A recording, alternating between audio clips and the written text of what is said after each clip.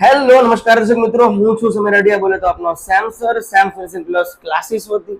આજે છે દિવાળી, બધા દિવાળીના માહોલમાં છે. ઘણા લોકો વિડીયો જોવે છે, નથી જોતા, પણ એક્ઝામનું પણ ધ્યાન રાખવું જરૂરી છે. તો મહેરબાની કરીને તમે લોકો જે છે એ દિવાળી પતે, બેસતું વર્ષ પતે, તમને એવું લાગે કે નહીં હવે વાંચવું જોવે, રીડિંગ કરવું જોવે, તો શાંતિથી પ્રેમથી લેક્ચર જોઈ લેજો. પીડીએફ પણ બીજા દિવસે મોકલી દઉં છું હવે, બરાબર? એટલે તમારે કોઈ ઇસ્યુ ન આવે. તો આજેનો જે આપણો લેક્ચર છે, લેક્ચર નંબર 5, તારીખ છે 20 Diwali.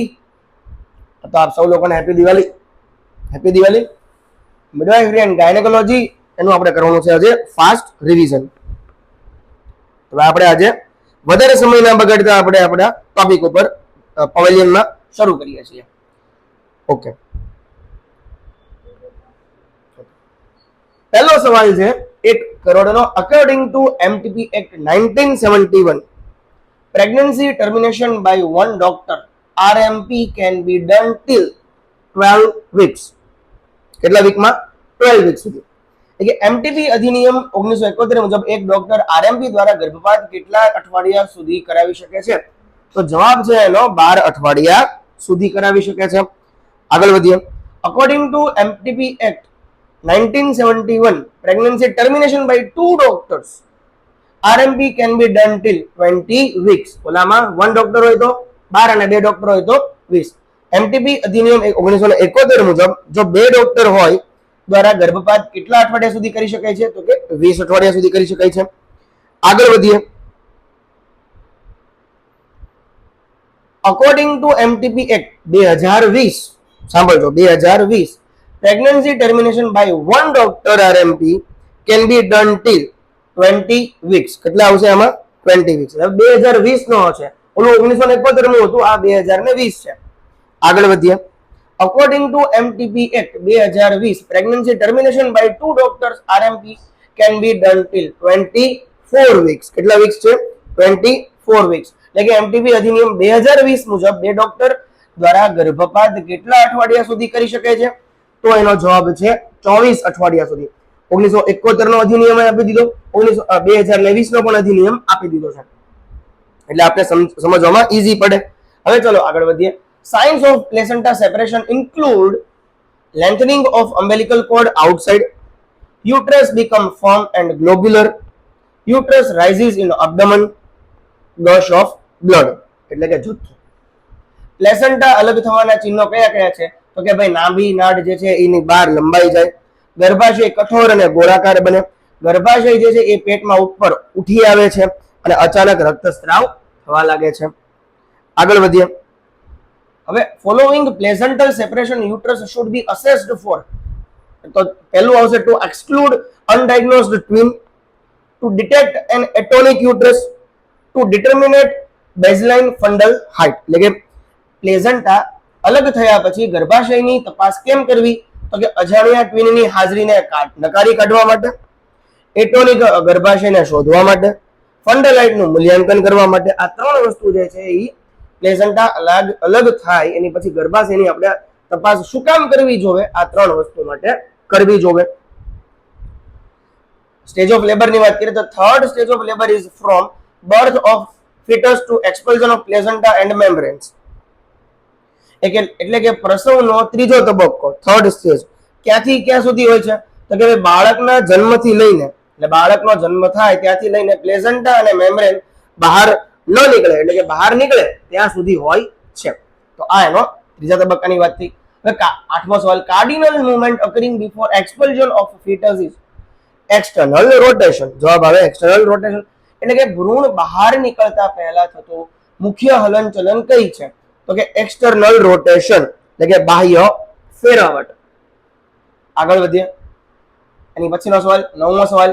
The process by which cervix become thin and indistinct from uterus is called effacement અથવા તો effacement. એટલે કે જ્યારે ગર્ભાશયનું જે ગળું છે, આખનો મુખનો ભાગ છે, એ પતલું થઈને શરીરથી અલગ દેખાતું નથી, તો તેને શું કહેવાય છે? effacement કહેવાય છે. I again repeat, the process by which cervix becomes thin and indistinct from uterus is called effacement. 10મો સવાલ જોઈએ. The second stage of labor begins from full dilatation of cervix to expulsion of fetus. બરાબર. પ્રસવનો બીજો તબક્કો ક્યારથી શરૂ થાય છે ને ક્યાં સુધીનો હોય છે? એ ગર્ભાશયનું ગળું જે સંપૂર્ણ ખુલ્યા પછી એટલે કે મુખ ખુલ્યાથી લઈને બાળક બહાર આવે ત્યાં સુધીનો આ બીજો તબક્કો હોય છે. આગળ વધીએ. During intrauterine life, testicles descend into scrotum by 28 weeks. કેટલા? 28 weeks. ભ્રૂણનો વિકાસ દરમિયાન અંડકોષ સ્ક્રોટમમાં કેટલા અઠવાડિયામાં ઉતરે છે? તો કે ભાઈ 28 અઠવાડિયામાં ઉતરી જાય છે. બરાબર. 12મો સવાલ જોઈએ. In active phase of labour, કયો છે? Active phase of labour, cervical dilatation rate in multigravida is 0.5 cm per hour. બરાબર છે. cervical dilatation multigravida જે છે ઈ એક્ટિવ ફેઝમાં કેટલાનો રેટ કેટલો છે? આપણે એનો રેટ પૂછ્યો છે. બરાબર. તો 0.5 cm per hour. એકથી વધુ ગર્ભવતી સ્ત્રીઓમાં સક્રિય તબક્કામાં ગર્ભાશયના ગળાની વૃદ્ધિનો દર કેટલો છે? તો કે પ્રતિ કલાકમાં 0.5 સેન્ટીમીટર. આગળ વધીએ. 13મો સવાલ. In multigravida during latent phase, કયો ફેઝ છે? લેટન્ટ ફેઝ કીધો છે. Average cervical dilatation rate is 0.35 centimetre. હવે મલ્ટીગ્રેવિડામાં લેટન્ટ ફેઝ પૂછ્યો છે. પહેલા કયો ફેઝ પૂછ્યો તો? સર્વાઇકલ ડાયલેટેશનનો ફેઝ પૂછ્યો તો.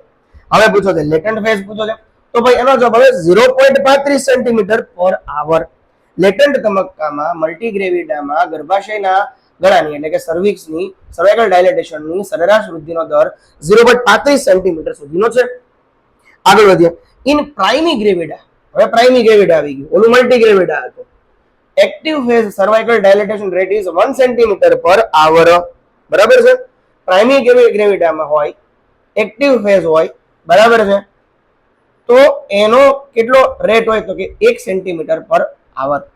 હવે painless bleeding after 28 weeks of pregnancy is associated with which condition? તો કે placenta previa. painless bleeding હોય એટલે કે ગર્ભાવસ્થાના 28 અઠવાડિયા પછીનો પીડા વિહોણો રક્તસ્રાવ કયા રોગમાં જોવા મળે છે? તો કે ભાઈ એનો જવાબ આવે પ્લેઝન્ટા પ્રીવિયા. એનું કન્ડિશન પ્લેઝન્ટા પ્રીવિયા છે. હવે છે painful bleeding during pregnancy is associated with which? वो पेनलेस હતું और ये क्या है?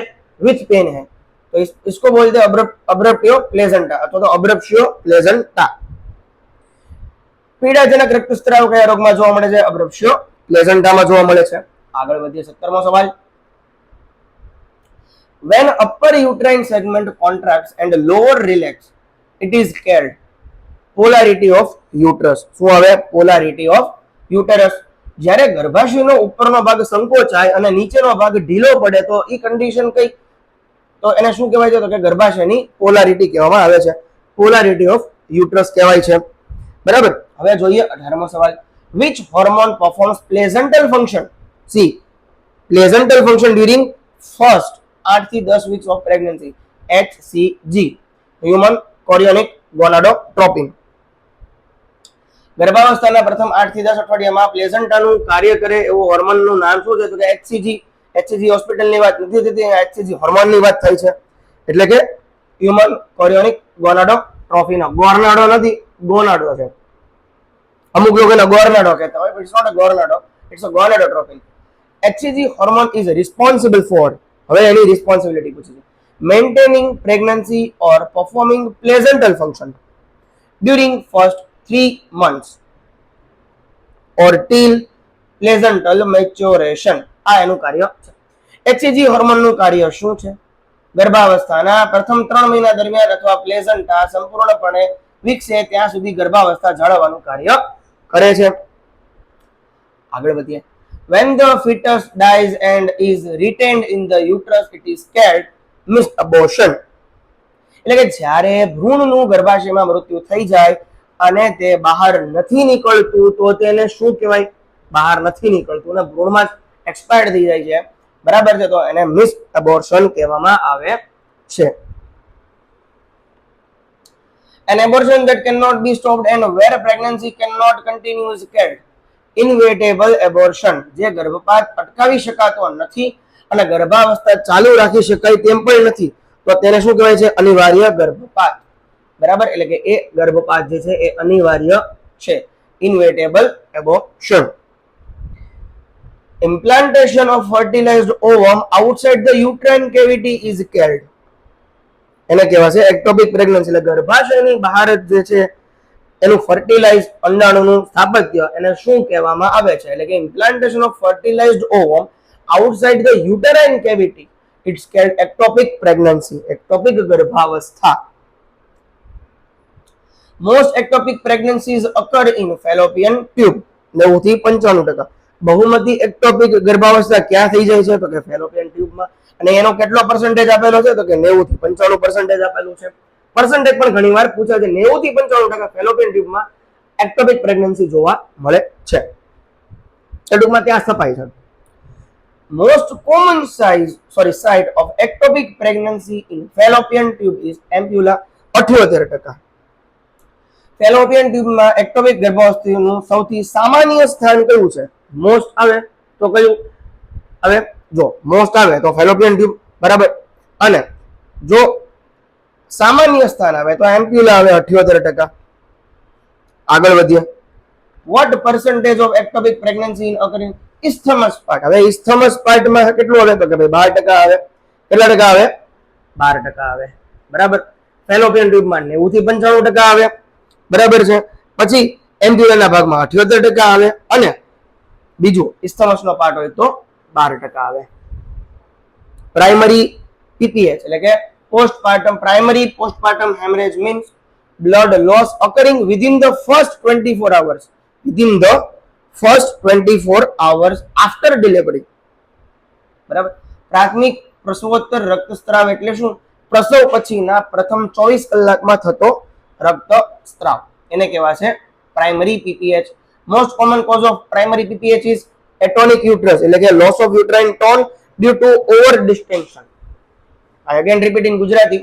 પ્રાથમિક પીપીએચ નું સૌથી સામાન્ય કારણ કયું છે? તો કે એટોનિક, ગર્ભાશય, એટલે કે અતિ ફૂલાવાને કારણે ગર્ભાશયનો ટોન ખોવાઈ જવો. સેકન્ડરી એટલે કે late પીપીએચ occurs after the first 24 hours of delivery. મધ્યમ અથવા તો મોડું પીપીએચ ક્યારે થઈ જાય? પ્રસવ પછીના 24 કલાક પછી, એટલે કે after the first 24 hours of delivery. આ બધા સવાલો અગાઉની એક્ઝામમાં પૂછાઈ ગયેલા છે. સેન્ટ્રલમાં, સ્ટેટ કરતા સેન્ટ્રલમાં વધારે પૂછાયેલા છે. ઈ જ છે.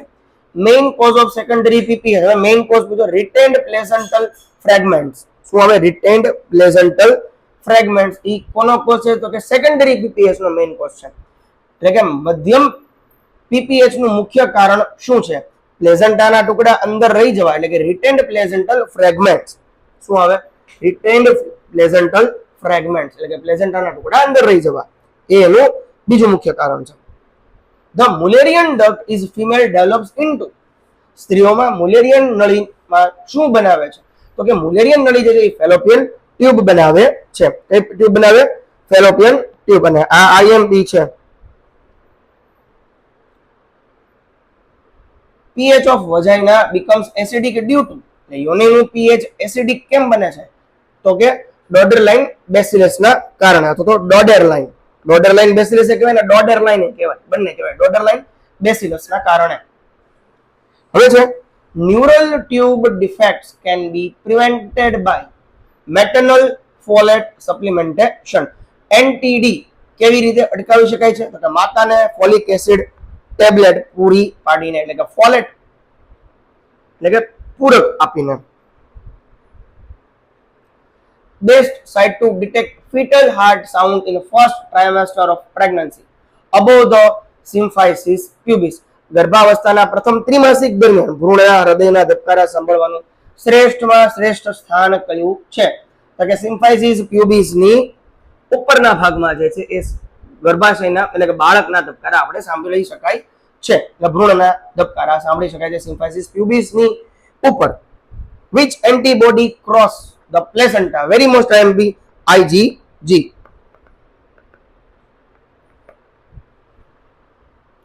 આગળ વધો. a basin shaped cavity forming ring between vertebral column and the lower limbs is called pelvic girdle. રીઢની અડપિંજર અને નીચલા અંગોની વચ્ચેની વાટકાકાર ખોળિયાને શું કહેવાય છે? એને કહેવાય પેલ્વિક ગર્ડલ કહેવામાં આવે છે. a hormone that prevents menstruation and maintains a pregnancy by sustaining corpus luteum function is human chorionic gonadotropin HCG. કયું હોર્મોન માસિકને અટકાવે છે અને કોર્પસ લ્યુટમને ટકાવીને ગર્ભાવસ્થા જાળવે છે? HCG કોર્પસ લ્યુટમને જાળવવાનું અને એને ટકાવવાનું કાર્ય કરે છે અને માસિકને એટલે કે માસિકનો સ્ત્રાવ અટકાવે છે. તો ઈ હોર્મોન કયું છે? તો ઈ હોર્મોનનું નામ HCG છે, હ્યુમન કોરોનિક ગોનાડોટ્રોપિન. જસ્ટ એક સેકન્ડ.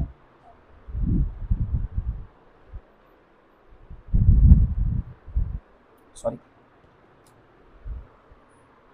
37મું છે. In fetal skull, bregma is found at junction of sagittal, coronal and frontal suture. ભ્રૂણના ખોપરીમાં બ્રેગમા ક્યાં આવેલું છે? તો કે સજાઇટલ, કોરોનલ અને ફ્રન્ટલ સૂચરના સંગમ સ્થાને, એટલે કે સજાઇટલ, કોરોનલ, ફ્રન્ટલ ના સૂચરના સંગમ સ્થાને એટલે કે બ્રેગમા ને આવેલું છે. બ્રેગમાનો આકાર કેવો હોય એ મને કોમેન્ટમાં જણાવજો, જે લોકો આખું જોવે છે ત્યાં સુધી. આગળ વધીએ.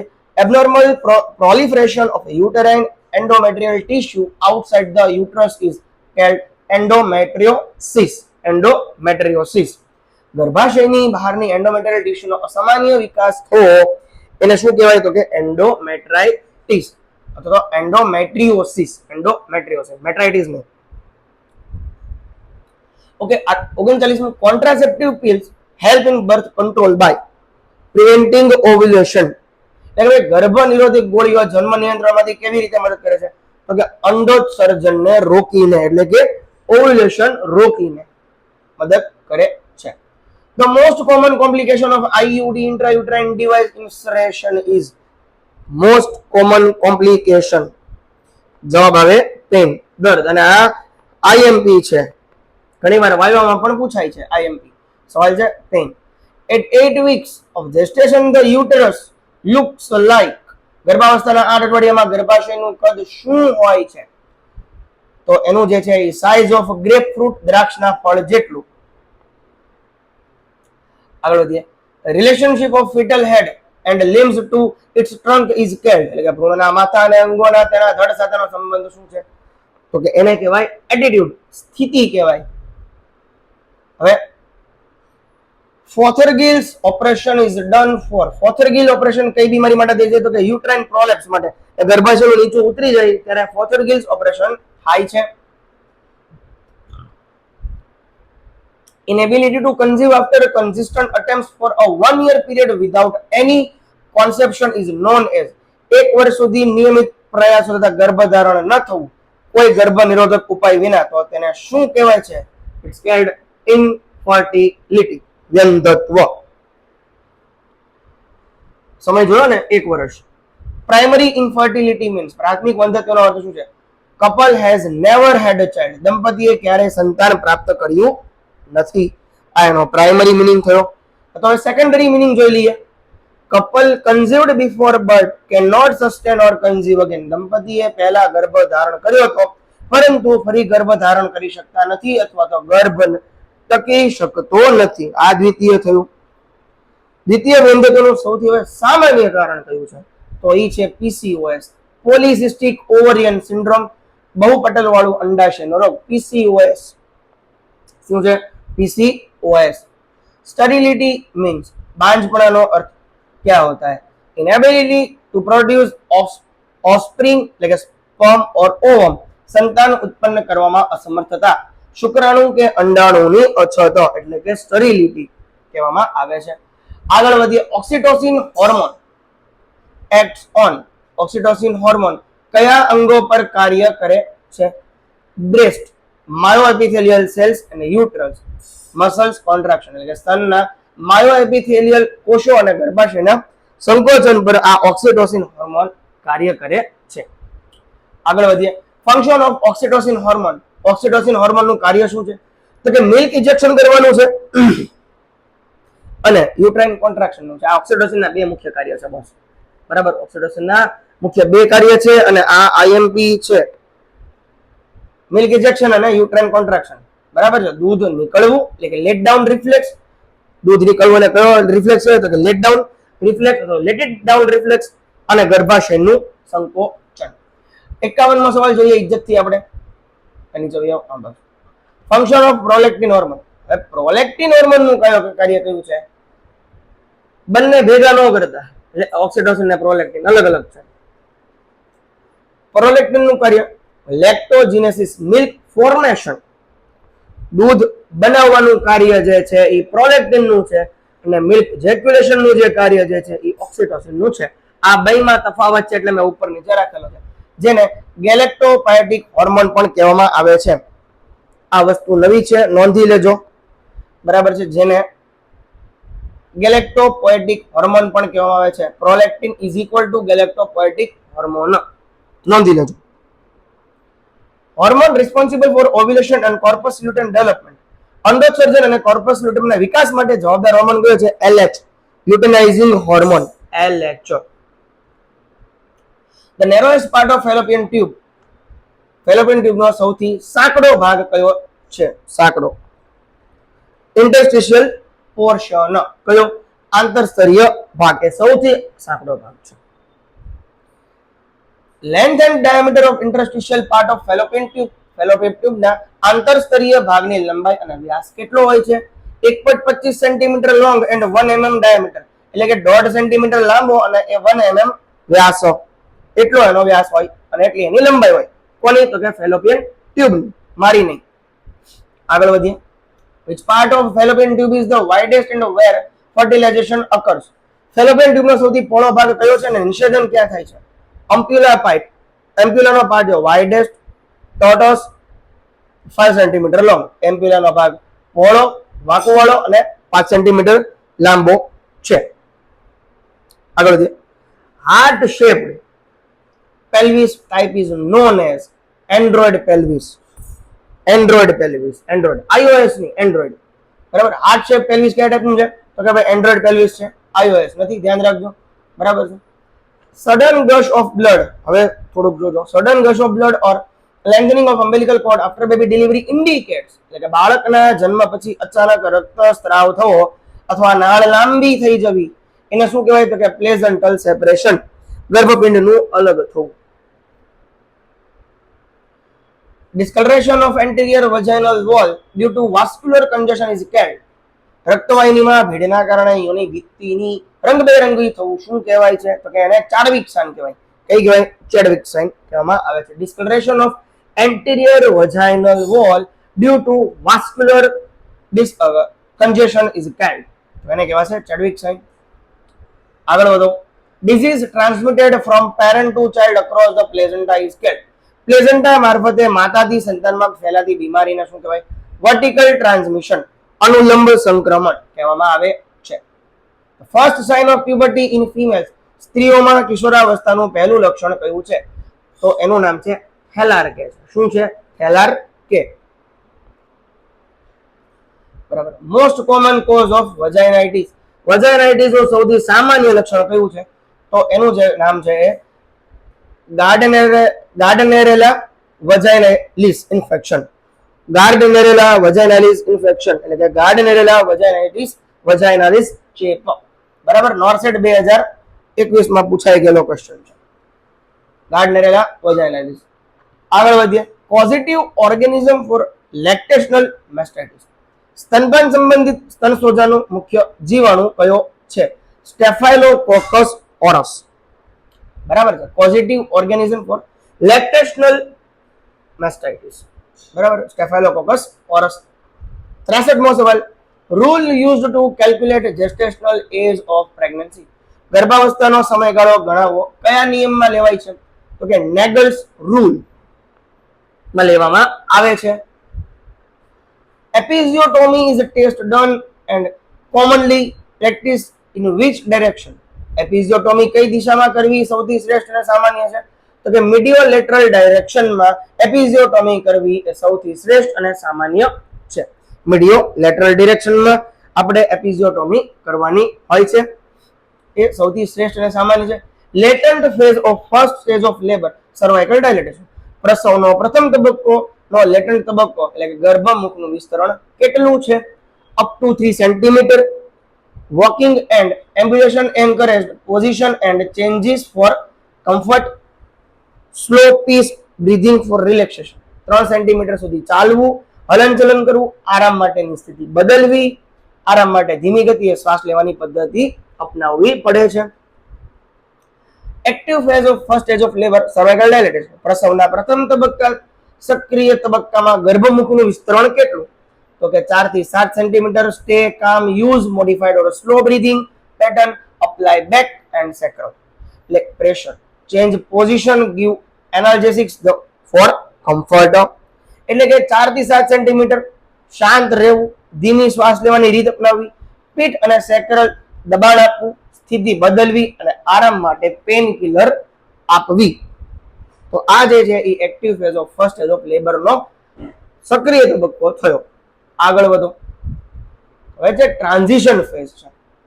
Transition phase of first stage of labour cervical dilatation, કે પ્રસવના પ્રથમ તબક્કામાં ટ્રાન્ઝિશન તબક્કામાં ગર્ભમુખનું એટલે કે સર્વાઇકલ ડાયલેટેશન કેટલું હોવું જોઈએ? 8 થી 10 centimetre. Complete bed rest, pattern paced breathing, comfort and pain reduction measures. 8 થી 10 સેન્ટીમીટર, સંપૂર્ણ બેડ રેસ્ટ, નિયમિત શ્વાસ લેવાની પદ્ધતિ, આરામ અને દુખાવાને ઘટાડવાના ઉપાય કરવા. બરાબર, આ તો આ ટ્રાન્ઝિશન ફેઝ છે. The smallest diameter of the true pelvis is, સાચા પેલ્વિસનો સૌથી નાનો વ્યાસ કયો છે? તો એનો જે છે એ ઇન્ટરસ્પાઇનસ ડાયામીટર. ઇન્ટરસ્પાઇનસ ડાયામીટર. બરાબર. ડમ્પા આવ્યું ને, ડમ્પા, DMPA, બટ ઇટ્સ નોટ ડમ્પા, it's DMPA. Contraceptive protection last for how long? ડમ્પા એટલે કે ગર્ભ નિરોધક રક્ષણ કેટલા સમય સુધી રહે છે? 3 મંથ સુધી રહે છે. DMPA કન્ટિન્યુ કેટલા સમય સુધી રહે? એની અસર તો કે 3 મહિના સુધી રહે છે. DMPA is supplied free of cost under government of India with which brand name? સંતરા આવે અંતરા. બરાબર. ભારત સરકાર દ્વારા મફતમાં આપવામાં આવતું DMPA કયા બ્રાન્ડ નામથી ઓળખાય છે? તો એનું નામ છે અંતરા. વ્હાઇટ કલરનું દૂધ જેવું આવે. ઇટ્સ નોટ સંતરા. Injectable contraceptive Antara contains which hormone? Injectable ગર્ભનિરોધક અંતરામાં કયો હોર્મોન છે? Depot, medroxy, progesterone, acetate. I again repeat, depot, medroxy, progesterone, acetate 150 mg per ml every 2 to 3 months. બરાબર. Saheli or ઓર્મેલોક્સિફિન is also known as, Saheli અથવા તો ઓર્મેલોક્સિફિન બીજા કયા નામે ઓળખવામાં આવે છે? તો એનું નામ છે centchroman. A selective estrogen receptor modulator, SERM, SERM, SERM. Centchroman પસંદગીયુક્ત એસ્ટ્રોજન રિસેપ્ટર મોડ્યુલેટર. બરાબર. Centchroman. Saheli contraceptive was developed by which research centre? એટલે કે સાહેલી ગર્ભ નિરોધક દવા કયા સંશોધન કેન્દ્રે વિકસાવેલી હતી? Central drug research institute CDRL, Lucknow. બરાબર. આને વિકસાવેલી હતી સાહેલી દવા, જેને સેન્ટ ક્રોમન પણ કહેવામાં આવે છે. Most common site of ectopic pregnancy, સામાન્ય સ્થાન એક્ટોપિક નું કયું છે? એમ્પ્યુલા ઓફ ફેલોપિયન ટ્યુબ 64 થી 44%, ફોલોડ બાય ઇસ્થમસ 24 થી 44% એન્ડ ફિમ્બ્રીએ 8.89%. ફેલોપિયન ટ્યુબનો એમ્પ્યુલા ભાગ સૌથી સામાન્ય 64 થી 44, ત્યારબાદ ઇસ્થમસ 24 થી 44 અને ફિમ્બ્રીએ 8.89%. WHO recommended dose of LNG, levonorgestrel for emergency contraception. WHO અનુસાર ઇમરજન્સી ગર્ભ નિરોધક માટે LNG માત્રા કેટલી છે? 1.5 mg સિંગલ ડોઝ પર 1.5 મિલીગ્રામ એક વખતની માત્રા. હવે છે Stallworthy sign is seen in which condition? આ કઈ સ્થિતિમાં સ્ટોલવર્થી સાઇન જોવા મળે છે? તો કે પ્લેઝન્ટા પ્રિવિયા, ગર્ભપિંડ નીચે ઉતરી જવું. આ કન્ડિશનમાં સ્ટોલવર્થી નું લક્ષણ જોવા મળે છે. Chadwick sign is indicates what is pregnancy? Chadwick નું લક્ષણ ગર્ભાવસ્થામાં શું દર્શાવે છે?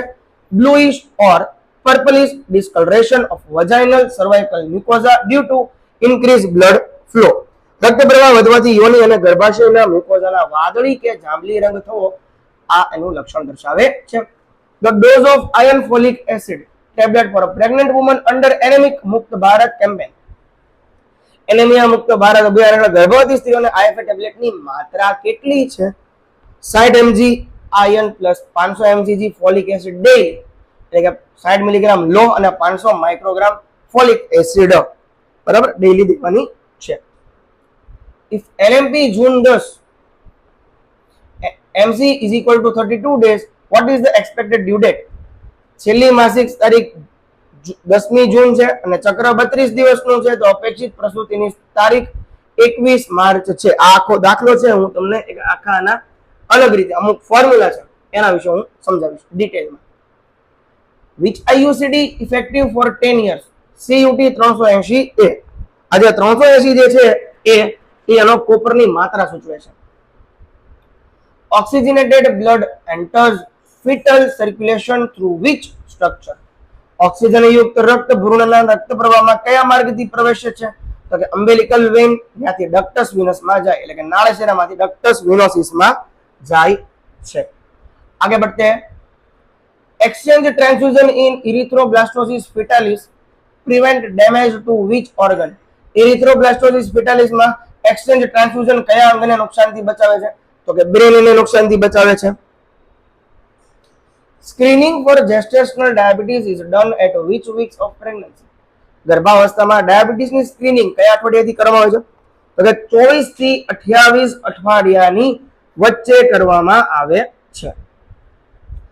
postpartum IUCD, PPIUCD insertion should be done within how many hours after delivery?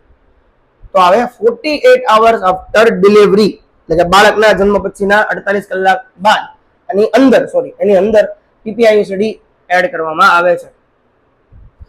85.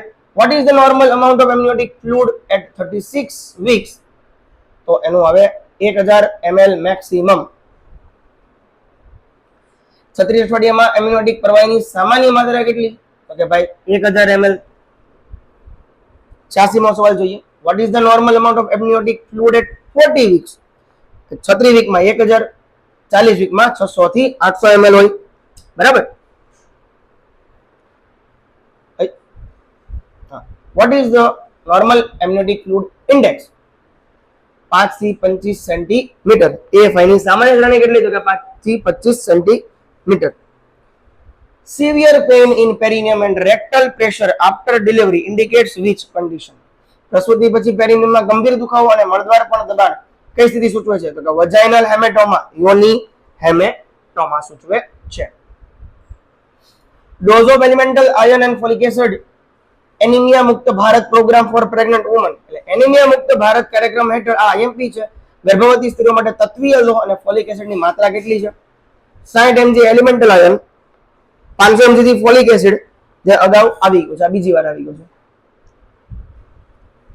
Under AMB programme 2018, when should IFA tablets be started and for how long continued? Anaemia મુક્ત ભારત 2018 કાર્યક્રમ હેઠળ IFA ગોળી ક્યારે શરૂ કરવી જોઈએ અને કેટલો સમય સુધી ચાલુ રાખવી જોઈએ? Daily from 4th month of pregnancy, continued throughout pregnancy 180 દિવસ. and 180 days postpartum, total 360 days. ગર્ભાવસ્થાના ચોથા મહિનાથી દરરોજ આખી ગર્ભાવસ્થા દરમિયાન 180 દિવસ અને પ્રસૂતિ પછી 180 દિવસ, કુલ 360 દિવસ.